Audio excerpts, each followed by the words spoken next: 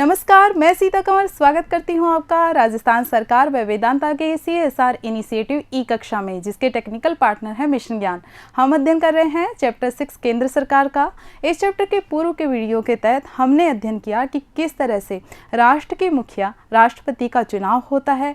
साथ ही हमने महाभियोग प्रक्रिया के बारे में भी जानकारी प्राप्त की। आज के वीडियो में हम अध्ययन करने वाले हैं राष्ट्रपति को प्राप्त महत्वपूर्ण शक्तियों का, साथ ही राष्ट्रपति को संविधान के द्वारा कौन कौन से कार्य सौंपे गए हैं उनका भी हम अध्ययन करेंगे। तो चलिए बच्चों शुरू करते हैं। सबसे पहले हम देखते हैं कि हम किन किन बिंदुओं का अध्ययन करेंगे राष्ट्रपति की शक्तियों के अंतर्गत। तो राष्ट्रपति को जितनी भी शक्तियां मिली हुई हैं उनको दो भागों में बांटा जाता है, सामान्यकालीन शक्तियां और संकटकालीन शक्तियां। तो देखते हैं सामान्यकालीन शक्तियों में हम अध्ययन करेंगे कार्यपालिका शक्तियों का, विधायी शक्तियों का, वित्तीय शक्तियों का और न्यायिक शक्तियों का, कि कौन कौन सी पावर इन क्षेत्रों में राष्ट्रपति को मिली हुई हैं। इसी के साथ ही संकटकालीन शक्तियों में हम देखेंगे अनुच्छेद 352 के तहत की गई व्यवस्था को, अनुच्छेद 356 के तहत की गई व्यवस्था को, साथ ही अनुच्छेद 360 के तहत की गई व्यवस्था को। तो चलिए शुरू करते हैं सबसे पहले सामान्यकालीन शक्तियों के साथ। तो बच्चों, सामान्यकालीन शक्तियों में सबसे पहली जो शक्ति है वो है कार्यपालिका या हम कहें प्रशासनिक शक्तियां, क्योंकि संविधान के अनुच्छेद 53 में क्लियरली कहा गया है कि संघ की कार्यपालिका शक्तियां किसमें निहित होंगी? राष्ट्रपति में निहित होंगी। तो संविधान के द्वारा सारी की सारी कार्यपालिका शक्तियां किसे दी गई हैं? राष्ट्रपति को दी गई हैं। और ये उल्लेख किया गया है अनुच्छेद 53 में कि अपनी इन कार्यपालिका शक्तियों का प्रयोग राष्ट्रपति किसके माध्यम से करेगा? अपने अधीनस्थ पदाधिकारियों के माध्यम से इन शक्तियों का प्रयोग करेगा। और अधीनस्थ प्राधिकारियों में कौन आता है? अधीनस्थ पदाधिकारियों में प्रधानमंत्री और उसके मंत्रिपरिषद आती है, जिसका हम आगे अध्ययन करेंगे। हम देखेंगे कि किस तरह से उनकी सहायता से राष्ट्रपति अपने कृत्यों का संपादन करता है। फिलहाल तो हमें अनुच्छेद 53 याद रखना है, जिसके तहत ये प्रावधान किया गया है कार्यपालिका शक्ति राष्ट्रपति में निहित होगी।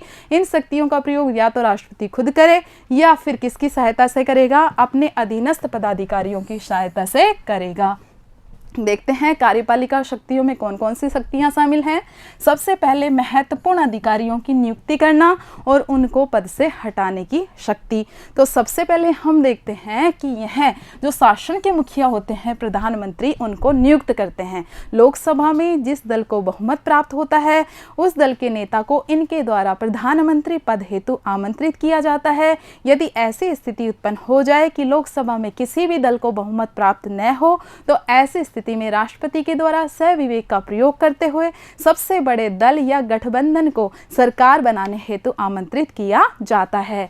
और बाद में जब प्रधानमंत्री नियुक्त हो जाते हैं तो प्रधानमंत्री की सलाह पर इनके द्वारा मंत्रिपरिषद यानी काउंसिल ऑफ मिनिस्टर की नियुक्ति की जाती है। सेकंड जो हम देखते हैं, विभिन्न राज्यों में जो राज्यपाल नियुक्त होते हैं उनकी नियुक्ति भी राष्ट्रपति के द्वारा ही की जाती है।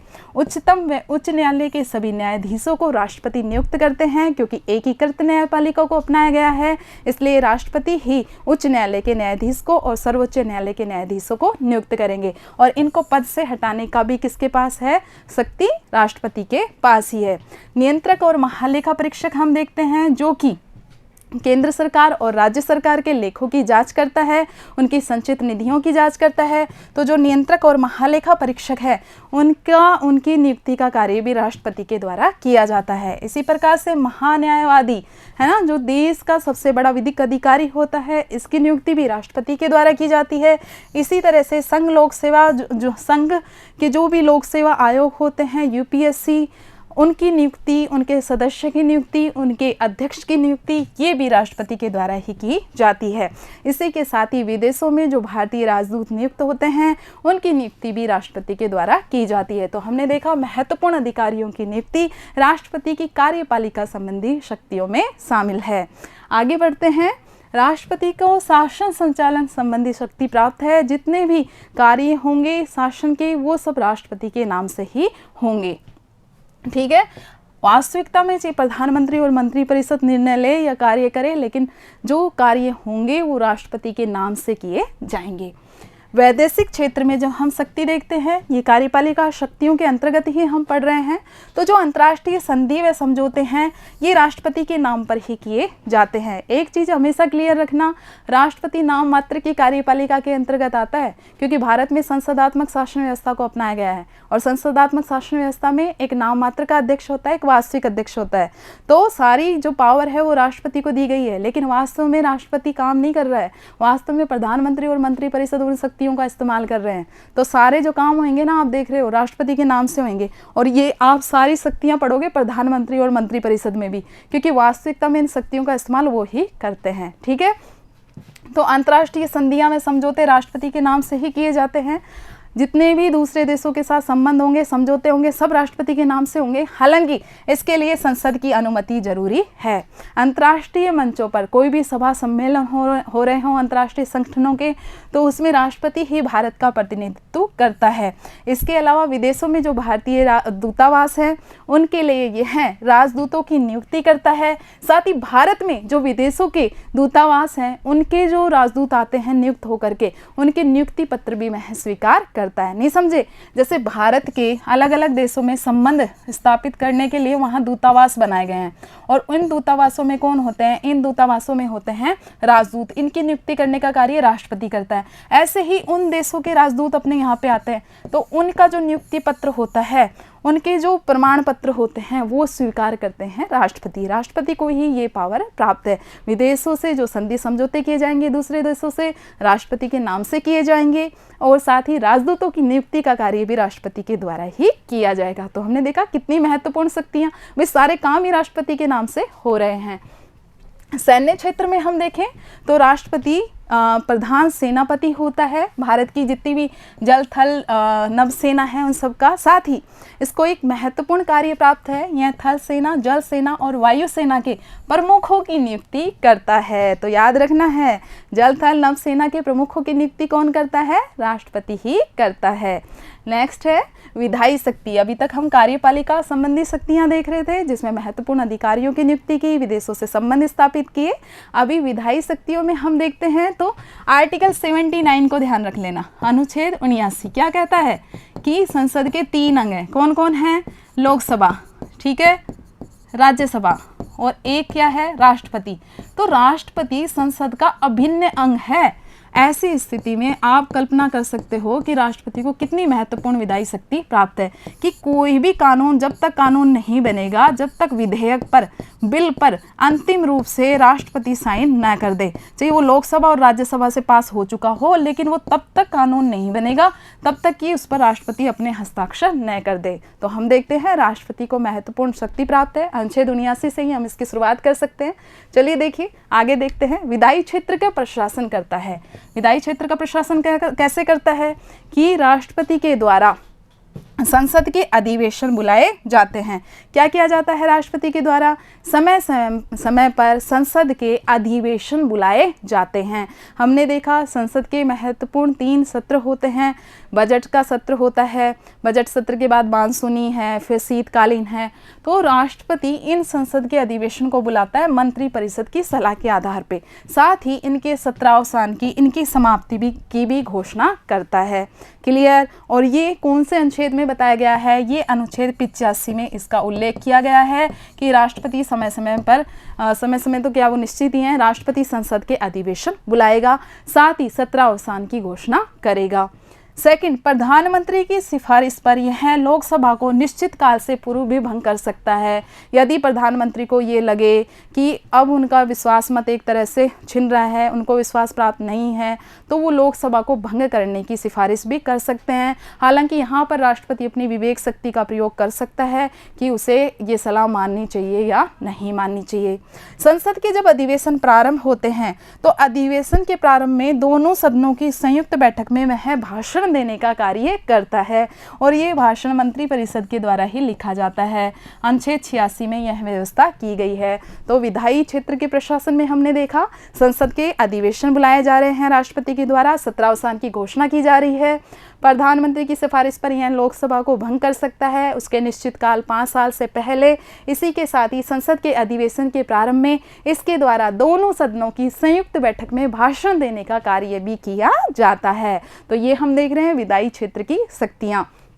आगे हम देखते हैं राष्ट्रपति को राज्यसभा में सदस्य मनोनीत करने की शक्ति प्राप्त है। और ये हमने जब राज्यसभा पढ़ी थी हमने देखा था अनुच्छेद 80(3) के तहत ये बताया गया है कि राष्ट्रपति राज्यसभा में उन 12 सदस्यों को मनोनीत कर सकता है जिन्होंने साहित्य के क्षेत्र में, कला के क्षेत्र में, विज्ञान के क्षेत्र में, समाज सुधार के क्षेत्र में कुछ उल्लेखनीय कार्य किए हों, जिससे कि उनकी विशेषज्ञता का लाभ राज्यसभा को मिल सके, कानून बनाने की प्रक्रिया को मिल सके। तो यह सदस्यों को मनोनीत करने की पावर रखता है। ये इसकी विधायी शक्तियों में ही आती है, जिसमें हमने देखा राज्यसभा में यह कितनों को करेगा, राज्यसभा में 12 को मनोनीत कर सकता है, जबकि लोकसभा में यह 2 आंग्ल भारतीय सदस्यों को मनोनीत कर सकता है। 2 आंग्ल भारतीय सदस्यों को किसमें मनोनीत करेगा? लोकसभा में यह 2 आंग्ल भारतीय सदस्यों को मनोनीत कर सकता है। तो आर्टिकल 83 में राज्यसभा के 12 सदस्यों के नियुक्ति का प्रावधान किया गया है और अनुच्छेद 331 के तहत यह आंग्ल भारतीय सदस्यों को मनोनीत कर सकता है। और आंग्ल भारतीय सदस्य हम पढ़ चुके हैं पहले। आंग्ल भारतीय सदस्य ऐसे सदस्य होते हैं जिनके पिता या दादा अनिवार्य रूप से अंग्रेज रहे हों और उनकी माता भारतीय रही हों, ठीक है, और वो लोग यहाँ निवास कर रहे हैं। अगला जो राष्ट्रपति की विधायी शक्तियाँ हैं कि वह विधेयक पर निषेधाधिकार का प्रयोग कर सकते हैं। निषेधाधिकार यानी वीटो भी हम एक तरह से कह सकते हैं। तो ये कई तरह की होती हैं। मैं नॉर्मली आपको बता रही हूँ कि कोई विधेयक है, विधेयक दोनों सदनों से पारित हो गया, लोकसभा से भी हो गया, राज्यसभा से भी हो गया। पारित होने के बाद वह राष्ट्रपति के पास आता है। राष्ट्रपति के पास आता है तो 3 ऑप्शन है, क्या तो राष्ट्रपति उस पर हस्ताक्षर कर दें, वो कानून बन जाएगा। यदि राष्ट्रपति उस पर हस्ताक्षर न करें और उसको वापस लौटा दें कुछ सुझावों के साथ, ठीक है, और फिर वापस से सुझावों के साथ लौटा दिया उन्होंने, तो ये दूसरी कंडीशन है। अब आगे की प्रक्रिया ये है कि ये लोकसभा, ये सदन पर है कि वो उन सुझावों को माने या ना माने। अगर दोबारा पारित करके दे देंगे तो राष्ट्रपति को साइन करना ही करना पड़ेगा। तो हमने पहला देखा साइन कर रहे हैं, दूसरा देखा पुनर्विचार के लिए लौटा रहे हैं सलाह के साथ, तीसरा हम देखते हैं कि कई बार राष्ट्रपति क्या होता है कि उस विधेयक पर साइन ही नहीं करता है और ना तो उसको वापस लौटाता है, ना उस पर कोई चर्चा करता है, जिसे कि हम पॉकेट वीटो के नाम से जानते हैं कि बस वो विधेयक उनके द्वारा राष्ट्रपति के द्वारा साइन होते हैं तो ही कानून बनता है। अब जब राष्ट्रपति किसी विधेयक पे साइन कर ही नहीं रहा है, उस पर चर्चा कर ही नहीं रहा है, पुनर्विचार के लिए लौटा नहीं रहा है संसद को, उसकी जेब में पड़ा हुआ है, एक तरह से ही समझ लो पॉकेट वीटो, उस पर कुछ चर्चा ही नहीं कर रहा है, तो हम देखते हैं कि कई बार ऐसे भी होता है कि कोई विधेयक वहीं ख़त्म हो जाता है ना, 2 मिल हो जाता है वहीं पर।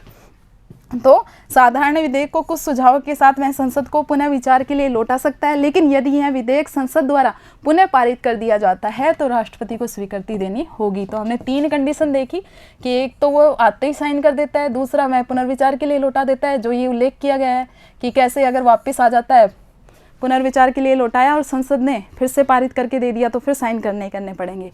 और तीसरी कंडीशन हमने देखी कि पॉकेट वीटो वाली, ठीक है। अब अगला जो विधायी शक्ति है राष्ट्रपति की अध्यादेश जारी करने की शक्ति, बहुत इंपॉर्टेंट शक्ति है ये। कैसे कि जिस समय संसद का अधिवेशन नहीं चल रहा है, भाई संसद के अधिवेशन सामान्य तो होते रहते हैं, अब संसद का अधिवेशन चल रहा है तो कानून आराम से बन जाएंगे, लेकिन कई बार ऐसी परिस्थिति होती है कि संसद का अधिवेशन नहीं चल रहा और कोई जरूरी कानून के निर्माण की आवश्यकता आ पड़ी। अब क्या किया जाए? ऐसी स्थिति में संविधान ने राष्ट्रपति को अध्यादेश जारी करने की पावर दी है कि आप अध्यादेश जारी कर सकते हो और इन अध्यादेशों का उतना ही महत्व होगा जितना कि संसद के द्वारा बनाए गए कानूनों का होता है। लेकिन कंडीशन ये होगी कि जैसे ही संसद का अधिवेशन शुरू होगा इन कानूनों का प्रभाव मात्र 6 सप्ताह तक रहेगा। 6 सप्ताह के बाद ये अपने आप ही समाप्त हो जाएंगे और यदि संसद चाहे तो इनको 6 सप्ताह की समय अवधि से पहले ही समाप्त करके उस विषय पे कानून बना सकती है जिस विषय पे अध्यादेश जारी किया गया था। तो हमने देखा बहुत ही इम्पोर्टेंट पावर है, एक तरह से विधायी शक्ति दे दी गई है पूरी तरह से राष्ट्रपति को कि आप कानून जैसा, मतलब कानून जितना ही महत्व मिलेगा अध्यादेश को। ठीक है, क्लियर? आगे बढ़ते हैं। अभी हमने कार्यपालिका शक्ति देखी, विधायी शक्ति देखी, अभी हम देख रहे हैं राष्ट्रपति की वित्तीय शक्तियाँ। धन विधेयक राष्ट्रपति की पूर्व अनुमति से ही संसद में प्रस्तुत किए जाते हैं। और हमने देखा धन विधेयक बहुत ही इंपॉर्टेंट है, करों को लगाने से संबंधित हैं, करों की दर में वृद्धि से संबंधित हैं, संचित निधि के नियमों से संबंधित हैं। ठीक है, तो धन विधेयक, हालांकि धन विधेयक है या नहीं, कोई विधेयक धन विधेयक है या नहीं, इसका निर्णय तो लोकसभा अध्यक्ष के द्वारा किया जाता है। लेकिन जब लोकसभा में इसको प्रस्तुत किया जाता है तो उससे पहले राष्ट्रपति की पूर्व अनुमति लेनी जरूरी होती है। ठीक है, राष्ट्रपति जो केंद्रीय बजट होता है, वार्षिक विवरण, उसे संसद के सम्मुख रखवाता है। इसी के साथ ही यह अनुदान की कोई भी मांग राष्ट्रपति की सिफारिश के बिना नहीं की जा सकती। अब ये अनुदान की मांग से क्या संबंध है? अनुदान की मांग से तात्पर्य है कि सरकार के विभिन्न विभाग होते हैं, इन विभागों के बहुत सारे खर्चे होते हैं, तो ये विभाग अपने जो अगला पूरा साल है उस साल का जो पूरा इनका खर्चा है उसका विवरण रखते हैं बजट के साथ, अनुदान मांगे करते हैं। लेकिन ये अनुदान मांग तब तक नहीं रख सकते हैं जब तक कि राष्ट्रपति की सहमति ना मिले, राष्ट्रपति की सिफारिश न हो। समझ में आया? अलग अलग विभाग होते हैं सरकार के, इन विभागों के अपने खर्चे होते हैं, ये अपने खर्चों की मांग प्रस्तुत करते हैं हर साल के खर्चे की, और ये मांग वो तब तक नहीं कर सकते जब तक कि राष्ट्रपति की उसमें सहमति न हो। इन्हें ही अनुदान मांग के नाम से जाना जाता है। इसी के साथ ही अनुच्छेद 280 के तहत वित्त आयोग, जो कि केंद्र व राज्य सरकार के मध्य वित्तीय संसाधनों के आवंटन से संबंधित है, ये जो वित्त आयोग है इसका गठन भी राष्ट्रपति के द्वारा ही किया जाता है। इसके अलावा भारत की आकस्मिक निधि पर राष्ट्रपति का ही नियंत्रण होता है, और ये इसलिए इसका प्रावधान किया गया है कि कई बार कोई आकस्मिक खर्चे आ जाते हैं तो संसद से पारित करवाने की जरूरत नहीं है इस चीज़ को, राष्ट्रपति ही अग्रिम भुगतान की व्यवस्था उस अदृश्य व्यय के लिए कर सकता है। तो हमने देखा आकस्मिक निधि पर इसका नियंत्रण है, वित्त आयोग का यह गठन कर रहा है, अनुदान की मांग उसकी सिफारिश के बाद ही की जा सकती हैं। आगे हम देखते हैं न्यायिक शक्तियाँ। हम देखते हैं उच्च न्यायालय व उच्चतम न्यायालय के जो न्यायाधीश होते हैं उनकी नियुक्ति कॉलेजियम मंडल सिफारिश करता है। तो कॉलेजियम मंडल की सिफारिश के आधार पर किसके द्वारा की जाती है? राष्ट्रपति के द्वारा ही की जाती हैं। ये चीज़ ध्यान रखनी है। उच्च न्यायालय व उच्चतम न्यायालय दोनों न्यायालय के न्यायाधीशों की नियुक्ति राष्ट्रपति के द्वारा ही की जाती है। इसके साथ ही अनुच्छेद 72 के तहत राष्ट्रपति को क्षमादान की शक्ति प्राप्त है, यानी वो किसी की भी सजा को माफ़ कर सकता है। जो भी राष्ट्रपति को उनकी इस पावर के तहत क्षमादान चाहता है तो ये उसको माफ़ी दे सकते हैं। ठीक है, किसी की सज़ा को कम कर सकते हैं, मृत्युदंड को उम्र कैद में तब्दील कर सकते हैं। हालांकि ये थोड़ी जटिल पड़ती है। तो ये हमने देखी सामान्यकालीन शक्तियाँ, जिसमें कार्यपालिका शक्ति, विधायी शक्ति, और हमने देखी न्यायिक शक्तियाँ। अब हम देख रहे हैं संकटकालीन शक्तियाँ कि कई बार देश में संकट की स्थिति उत्पन्न हो जाती है। ऐसी स्थिति में राष्ट्रपति को बहुत ही महत्वपूर्ण शक्तियाँ प्रदान की गई हैं हमारे संविधान के द्वारा। हम देखते हैं कि संविधान के भाग 18 में अनुच्छेद 352 से लेकर 360 तक आपातकालीन प्रावधानों का उल्लेख किया गया है, और ये आपातकालीन प्रावधान राष्ट्रपति को बहुत ही महत्वपूर्ण शक्ति प्रदान करते हैं। देखते हैं अनुच्छेद 352 को क्या व्यवस्था की गई है। अनुच्छेद 352 में संविधान में जो मूल संविधान था उसमें ये व्यवस्था की गई थी कि युद्ध हो, भारत किसी देश के साथ युद्ध में इन्वॉल्व हो गया हो, या भारत पर किसी देश ने भारी आक्रमण कर दिया हो, या आंतरिक अशांति हो गई हो, तो 352 के तहत राष्ट्रपति राष्ट्रीय आपातकाल की घोषणा कर सकता है। लेकिन 44वां संविधान संशोधन हुआ तब ये आंतरिक अशांति वर्ड हटा दिया गया। क्यों हटाया गया, इसके पीछे कहानी है जिसकी हम चर्चा करेंगे। पहले ये देखो, आंतरिक अशांति शब्द हटा करके सशस्त्र विद्रोह, है ना, आर्म्ड रिबेलियन की, सशस्त्र विद्रोह से तात्पर्य है कि देश की जनता के द्वारा या जनता के एक भाग के द्वारा जब सरकार के विरोध में, है ना, राज्य के विरोध में, सरकार के विरोध में विद्रोह कर दिया जाता है तो उसे सशस्त्र विद्रोह कहा जाता है। तो आंतरिक अशांति को हटा दिया गया, सशस्त्र विद्रोह कर दिया गया। इसके पीछे की स्टोरी है वो मैं आपको बताती हूँ। देखो, भारत में अब तक 3 बार राष्ट्रीय आपातकाल लग चुका है। एक बार लगा 1962 में। 1962 में जब लगा तब यहाँ पे राधा कृष्णन थे राष्ट्रपति, ठीक है, राधा कृष्णन। दूसरी बार लगा 1962 में लगा था जब भारत पर चीन ने आक्रमण किया था। दूसरी बार लगा 1971 में जब भारत पाक युद्ध हुआ था, और यहाँ पे थे वीवी गिरी राष्ट्रपति।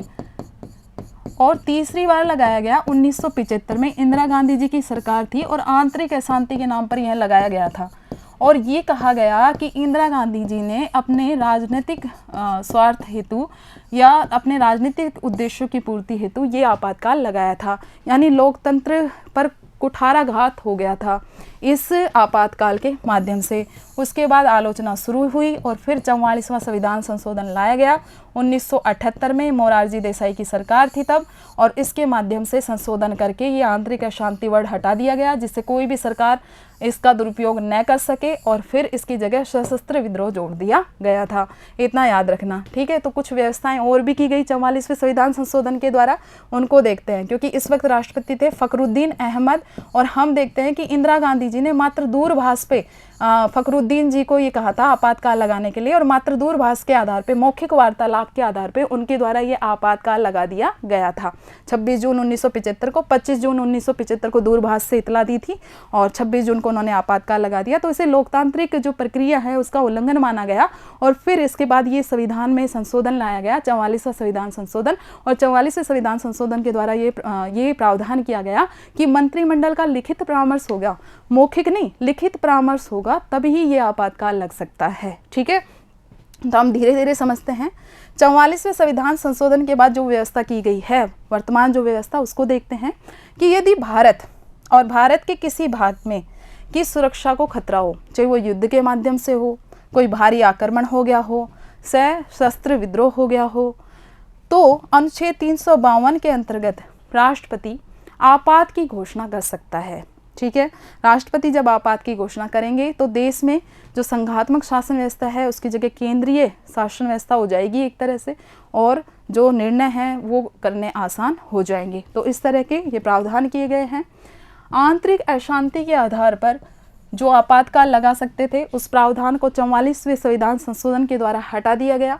अब मंत्रिमंडल के लिखित परामर्श के बाद ही राष्ट्रपति 352 के तहत राष्ट्रीय आपातकाल की घोषणा कर सकते हैं, और ये भी जोड़ा गया कि घोषणा के 1 माह के अंदर अंदर उसे संसद के विशेष बहुमत से स्वीकृत होना जरूरी है, यानी उस घोषणा को 1 माह के अंदर अंदर संसद के विशेष बहुमत से पास करवाना जरूरी है, और यह पास हो जाता है तो इसके बाद यह 6 माह तक जारी रह सकता है, और उसके बाद आप 6 माह ऐसे बढ़ाते बढ़ाते इसको अनंत काल तक जारी रख सकते हो, इस राष्ट्रीय आपातकाल को। लेकिन व्यवहारिकता में इसको इतना लंबा जारी नहीं रखा जाता है, क्योंकि इस दौरान जो अधिकार है, मानव अधिकार, उन पर भी विपरीत प्रभाव पड़ता है।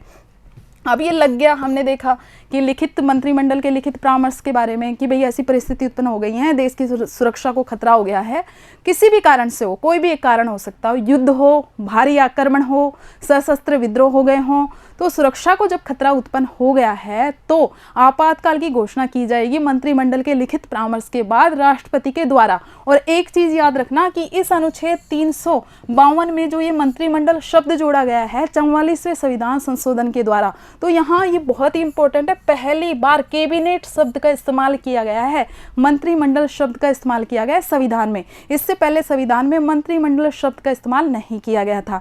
आगे जब हम प्रधानमंत्री पढ़ेंगे तो उसमें समझेंगे, प्रधानमंत्री और मंत्रिपरिषद समझेंगे कि कैसे जो महत्वपूर्ण विभागों के कैबिनेट मंत्री होते हैं, जो महत्वपूर्ण मंत्री होते हैं और खुद प्रधानमंत्री, वो इस मंत्रिमंडल का हिस्सा होते हैं। अभी तो ये समझो कि जो ये कैबिनेट है, कैबिनेट शब्द का जो पहली बार इस्तेमाल किया गया 44वें संविधान संशोधन 1978 के द्वारा। इसके अलावा कहीं पर भी कैबिनेट भारतीय संविधान में पहले नहीं था, मंत्रिपरिषद का ही उल्लेख था। अब हमने देखा कि ये घोषणा जारी करवानी है, तो घोषणा जारी रखनी है तो इसको 1 माह के अंदर ही संसद की विशेष स्वीकृति जारी रहेगी, विशेष बहुमत उसको पास करना पड़ेगा। अब इसको हटाएंगे कैसे? लोकसभा में उपस्थित व मतदान में भाग लेने वाले सदस्यों के साधारण बहुमत मात्र से आपातकाल को समाप्त किया जा सकता है। तो लगा रहे हैं, इसको बढ़ा रहे हैं तो विशेष बहुमत, और हटाने के लिए मात्र साधारण बहुमत की आवश्यकता होती है। दूसरा है राज्य में संवैधानिक तंत्र के विफल होने से उत्पन्न संकटकालीन व्यवस्था, कि यदि राष्ट्रपति को राज्यपाल के माध्यम से या किन्हीं अन्य कारणों से ये आभास हो जाए कि किसी राज्य विशेष का शासन संविधान के नियमों के अनुरूप नहीं चल रहा है, उसका संवैधानिक तंत्र विफल हो गया है, तो ऐसी स्थिति में राष्ट्रपति के द्वारा अनुच्छेद 356 के तहत उस राज्य विशेष में क्या लगाया जा सकता है? आपातकाल की घोषणा की जा सकती है, संकट काल की घोषणा की जा सकती है। संविधान में जो नियम बताए गए हैं, संविधान में जो उपबंध बताए गए हैं, उनके अनुरूप यदि किसी राज्य का शासन नहीं चल रहा है, ऐसी कोई परिस्थिति उत्पन्न हो गई है, और जानकारी कौन देगा? जानकारी राष्ट्रपति देगा। ठीक है, जानकारी देगा राष्ट्रपति, या फिर राज्यपाल को अन्य किसी स्रोत से यह जानकारी प्राप्त हो जाए तो इस तरह का आपातकाल लगाया जाएगा। तो ये राष्ट्रपति की दूसरी महत्वपूर्ण संकटकालीन शक्तियाँ। पहली देखी देश की सुरक्षा को खतरा होने पर, दूसरी देखी राज्य में संवैधानिक तंत्र विफल होने पर। भाई ऐसी परिस्थिति उत्पन्न हो गई है राज्य में कोई भी कि संविधान के हिसाब से शासन चल ही नहीं पा रहा है, तो फिर यह लगाया जाएगा। ठीक है, थर्ड पर जाने से पहले कुछ प्रावधान देख लेते हैं, इसमें क्या क्या प्रावधान किए गए हैं। जैसा हमने देखा, अनुच्छेद 352 को जारी रखने के लिए 1 महीने के अंदर अंदर संसद के विशेष बहुमत से पास करवाना पड़ेगा। अनुच्छेद 356 में यह व्यवस्था की गई है कि इसे 2 माह के अंदर संसद के अनुमोदन की आवश्यकता होगी। तो दोनों में अंतर करते चलो। 352 में समय अवधि क्या बताई गई है? 1 माह, कि 1 माह के अंदर अंदर उसे संसद से स्वीकृत करवाना पड़ेगा, और 356 को 2 माह के अंदर अंदर इसे संसद से अनुमोदित करवाना पड़ेगा। संसद द्वारा एक बार प्रस्ताव पास कर दिया जाएगा साधारण बहुमत के द्वारा। 352 में संसद के विशेष बहुमत से पास होगा 1 महीने के अंदर, इसमें संसद के साधारण बहुमत से 2 माह के अंदर, और जारी 6 माह के लिए रहेगा। एक बार में संसद ने अपने साधारण बहुमत से स्वीकृत कर दिया तो आगामी 6 माह तक यह उस राज्य में आपातकाल लगा रहेगा। आगे हम चाहें तो ऐसे ही स्वीकृत करवाना पड़ेगा 6-6 माह के अंतराल में, और यह अधिकतम 3 साल तक रह सकता है। जबकि अनुच्छेद 352 देखा अनंत तक रह सकता है, लेकिन 356 अधिकतम 3 साल तक किसी राज्य में राष्ट्रपति शासन लागू रह सकता है। तो क्लियर हुआ ये, ठीक है, कि किस तरह से पहले में हमने देखा 1 माह के अंदर संसद की विशेष स्वीकृति से यह जारी रहेगा, और इसमें 2 माह के अंदर संसद की सामान्य स्वीकृति से, सामान्य बहुमत से। अब सबसे थर्ड हम जो शक्ति पढ़ रहे हैं, वित्तीय अगर संकट उत्पन्न हो जाए तो अनुच्छेद 360 के तहत राष्ट्रपति के द्वारा आपातकाल लगाया जा सकता है। तो अभी तक प्रथम आपातकाल भी लग चुका है अनुच्छेद 352 के तहत, द्वितीय भी हम देखते हैं कई राज्यों में लगाया जा चुका है, लेकिन अभी तक ऐसी विषम परिस्थितियां भारत में उत्पन्न नहीं हुई हैं कि वित्तीय संकट के तहत राष्ट्रपति को आपातकाल लगाने की आवश्यकता पड़ी हो। क्या प्रावधान किया गया है अनुच्छेद 360 में? अनुच्छेद 360 में साफ लिखा गया है कि जब राष्ट्रपति को ये विश्वास हो जाए कि ऐसी परिस्थिति उत्पन्न हो गई है जिनसे भारत की अर्थव्यवस्था की साख को, भारत के वित्तीय स्थायित्व को खतरा उत्पन्न हो सकता है, देश को आर्थिक संकट का सामना करना पड़ सकता है, देश की जो आर्थिक साख है, उसका जो वित्तीय स्थायित्व है वो खतरे में है, तो वह वित्तीय संकट की घोषणा कर सकता है। लेकिन जैसा कि मैंने बताया अभी तक ऐसी आवश्यकता नहीं पड़ी है। तो बच्चों बहुत ही इंपॉर्टेंट है ये टॉपिक, राष्ट्रपति की शक्तियाँ सामान्यकालीन और आपातकालीन। वीडियो देखना है, कोई चीज़ समझ में नहीं आए, जैसे कुछ टेक्निकल टर्म है, अध्यादेश किसे कहते हैं, आपातकाल से संबंधित, तो वीडियो को बार बार रिपीट करके देखना है, खुद के नोट्स बनाने हैं, प्रैक्टिस करनी है। धन्यवाद।